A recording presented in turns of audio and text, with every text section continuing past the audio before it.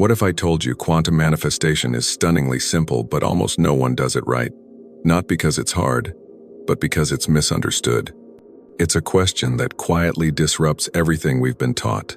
You followed the advice vision boards, affirmations, detailed visualizations under a full moon. You tried to feel it, to believe it, to will it into being. But the truth? Most people are manifesting all wrong. Because the quantum field, the unseen energy that connects everything, isn't listening to your effort. It's responding to your signal. That signal isn't your words. It's your frequency, your state of being, your nervous system, emotions, beliefs, all broadcasting like a radio tower, whether you realize it or not. Research from CERN in Switzerland and the HeartMath Institute in California reveals that coherence between your heart and mind creates measurable electromagnetic wave zones that influence not only your health, but your reality.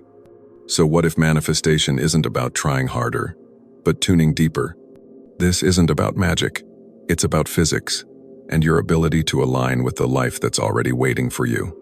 Stay with me, because what you'll hear next might just shift how you understand reality itself. Every version of your life already exists as a wave. You don't need to force it to happen. You only need to collapse the right one. This idea might feel radical at first, but quantum physics has been pointing to it for decades. In labs from Copenhagen to Caltech, researchers have confirmed that particles exist in multiple states until they're observed. What brings one possibility into reality? Not force, not repetition, but observation with coherence. Your life is no different. You've been taught to push reality, to hustle, to beg the universe, to recite affirmations with a strained smile. But manifestation isn't about pressure. It's about precision. The quantum field works like a perfect signal matching device. It doesn't care about the volume of your affirmations. It listens only to the frequency you emit. Just like a radio, if you want peace, but you're vibrating in fear, you're tuned to the wrong station. Everything is frequency. Thoughts are electric. Emotions are magnetic. And your body, your heart, your breath, your posture, the antenna. According to data from the HeartMath Institute, when you're in a state of gratitude or calm, your heart rhythm becomes more coherent. That coherence creates a stable electromagnetic field, influencing not only your biology but your external environment. You're not just thinking your reality into being, you're feeling it into coherence. And the moment you align mind, body, emotion, the wave collapses. The potential becomes the real. You don't attract abundance by chasing it. You attract it by tuning into the frequency of someone who already is abundant. So instead of pushing harder, what if you softened? Instead of proving, what if you aligned? In the next section, we'll explore the most common mistakes people make when trying to manifest and why even good intentions can send mixed signals to the field. Don't go anywhere. You're about to see why what hasn't worked was never your fault. Have you ever whispered an affirmation like, "I am worthy," while your chest felt tight, your stomach in knots, and a quiet voice inside whispered, "No, you're not"? This is where many of us fall into the first common trap of manifestation, trying to force belief through words, while our body tells a different story. Imagine tuning a radio. Your mind is saying one thing, broadcasting your desire loud and clear, but your body is holding static. If your nervous system is dysregulated, running on survival mode, stress hormones like cortisol and adrenaline are flooding your system.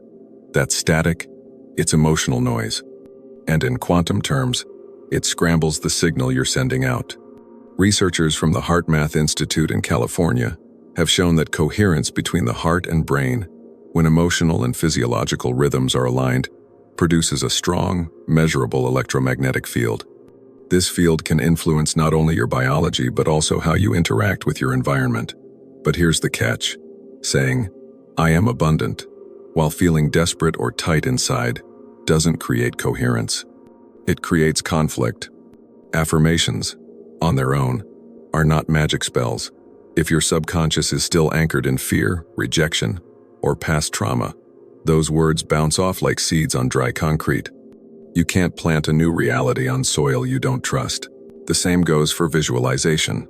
You can picture the dream house, the healed relationship, the glowing version of yourself meditating at sunrise. But if deep down, you're anxious, doubting, or overthinking, your visualization becomes mental theater, not quantum instruction. Dr. Joe Dispenza's research highlights this beautifully. The quantum field doesn't respond to what we want. It responds to who we are, being physiologically, emotionally, energetically. Stress emits a scattered, incoherent frequency, and like trying to communicate through a walkie-talkie in a storm, your message never gets through. So instead of forcing affirmations, ask yourself, can I feel this is true in my body? Instead of straining to visualize, ask, is my nervous system calm enough to receive this future? This isn't about blaming yourself. It's about returning to alignment before attempting to transmit. Because when your mind, emotions, and body speak the same language, the universe doesn't just listen, it mirrors. And that's the bridge to our next chapter. So what is quantum manifestation, really?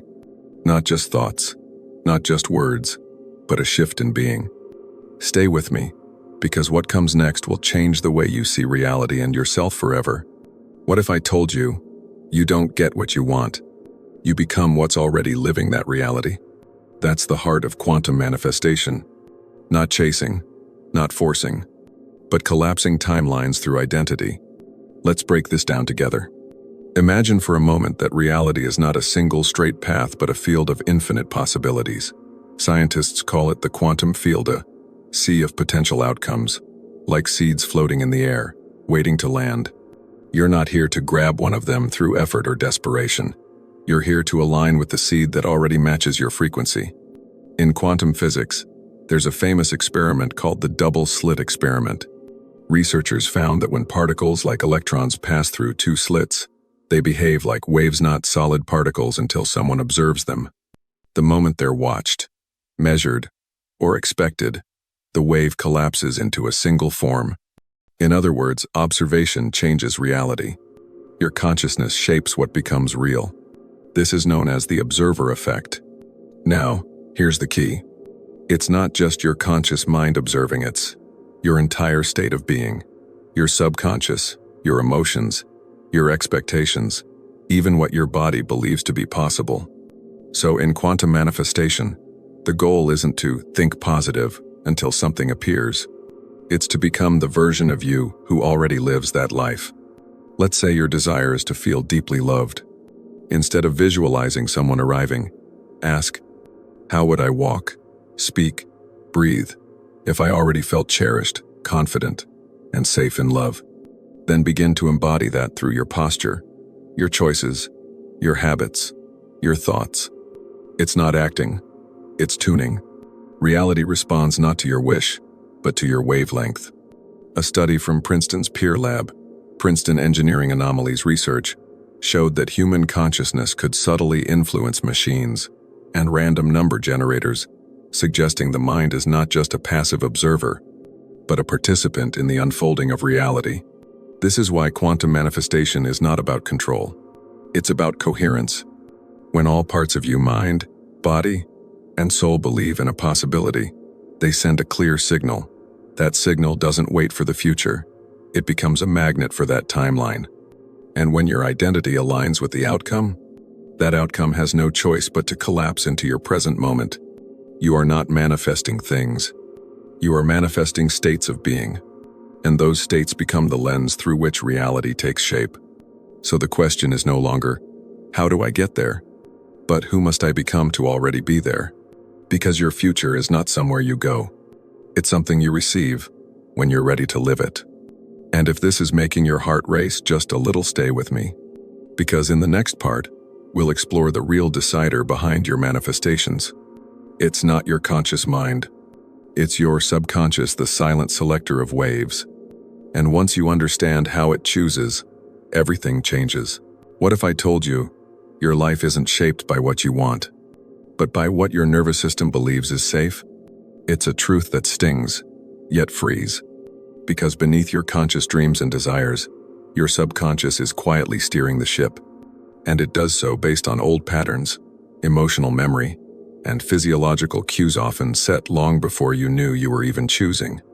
According to research published by the National Science Foundation, we have over 60,000 thoughts a day, and over 90% of them are repetitive.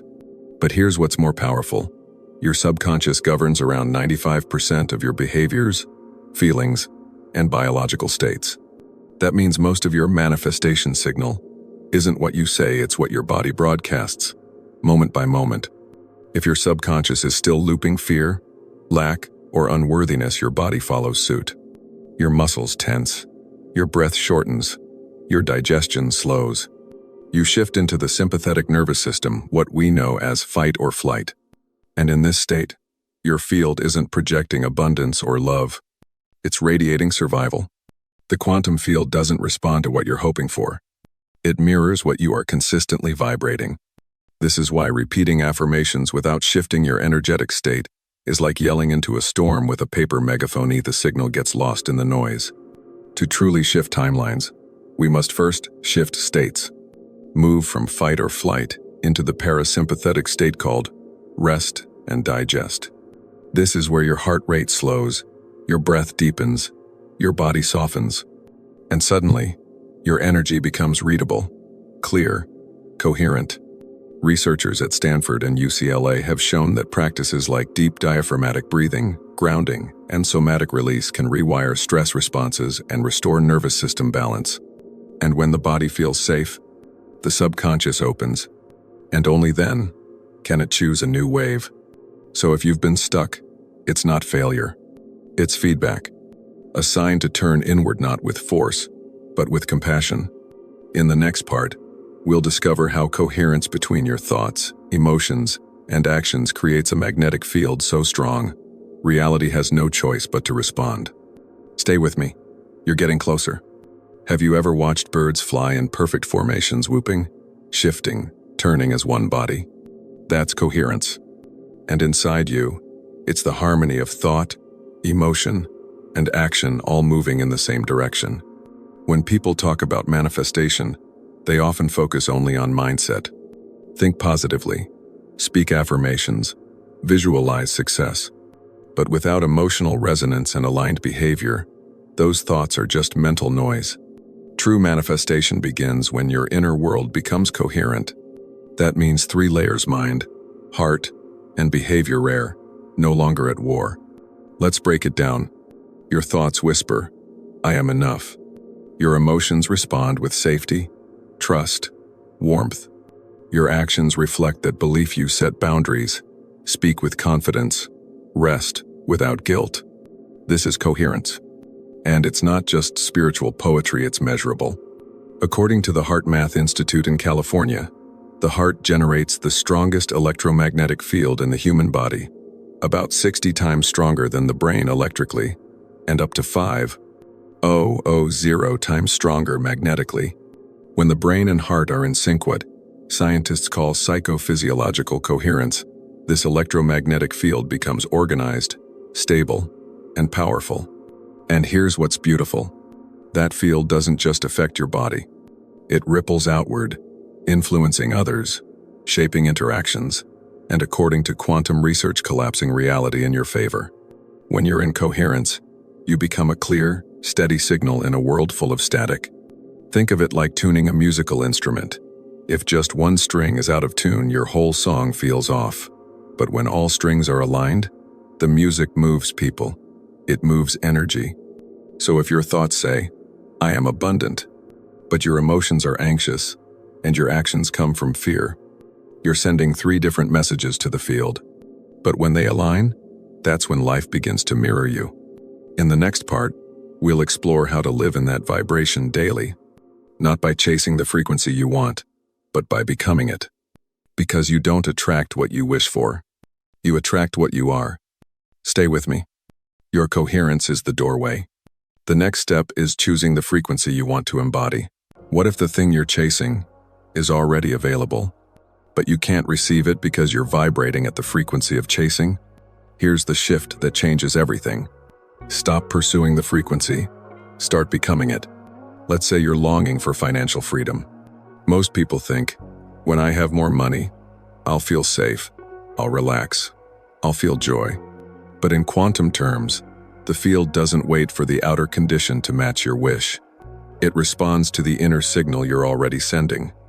So if your nervous system is stuck in fear, worry, or lack, even with the best intentions, you're broadcasting the frequency of scarcity. But when you decide to feel safety now, to breathe deeply, speak gently, take care of your needs with love and grace, you shift your signal, and from that shift, the external world begins to mirror your internal state.